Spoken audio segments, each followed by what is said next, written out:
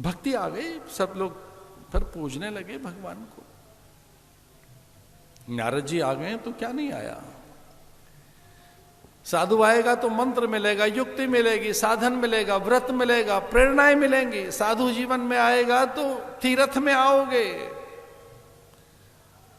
अरे साधु आ गया जीवन में तो सेवा आ जाएगी, वैराग्य आ जाएगा, मंत्र मिल गया, ओम नमो भगवते वासुदेवा।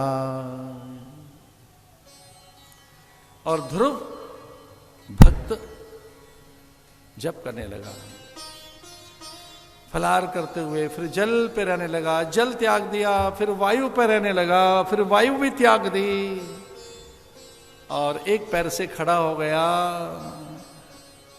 फिर तो भगवान से रहा ही नहीं गया, अपना शंख लाकर उसके कपोल पर लगाया, और देखिए क्या कहने लगा, योऽन्तः प्रविश्य मम वाचमिमां प्रसुप्ताम् सञ्जीवयत्यखिलशक्तिधरस्वधाम्ना अन्याश्च हस्तचरणश्रवणत्वगादीन् प्राणान्नमो भगवते पुरुषाय तुभ्यम्।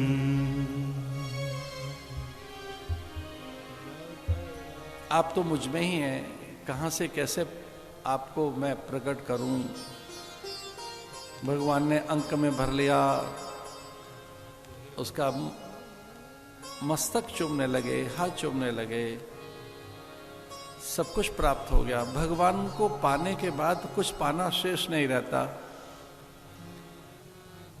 वही एक प्राप्तव्य है, वही ज्ञातव्य है, वही ध्यातव्य है। कुछ ध्याने योग्य, कुछ प्राप्त करने योग्य, कुछ जानने योग्य कोई चीज है, कुछ ग्रहण करने योग्य है, कुछ भी तो परमात्मा ही तो है, वही ज्ञातव्य है। कुछ जानना हो तो वही है, धारण करना हो, ध्यान करना हो, समझना हो, कुछ सीखना हो तो वही है। ध्रुव भक्त घर जुड़ गया, फिर परस्पर एक रहने लगे। माता सुनीति का भी आदर हुआ। ध्रुव से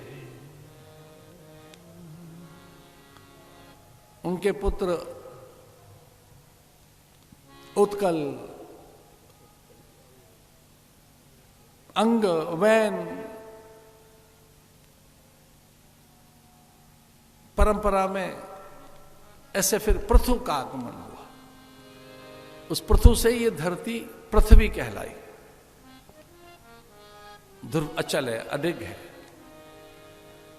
वो सदा उत्तर, ऐसे ईशान कोण में, उत्तर और ईशान के लगभग एक और, कभी आप देखेंगे तो उस दिशा में आपको ध्रुव दिखाई देगा, ध्रुव तारा। ये कथाएं हैं भगवान की बड़ी मंगलमयी।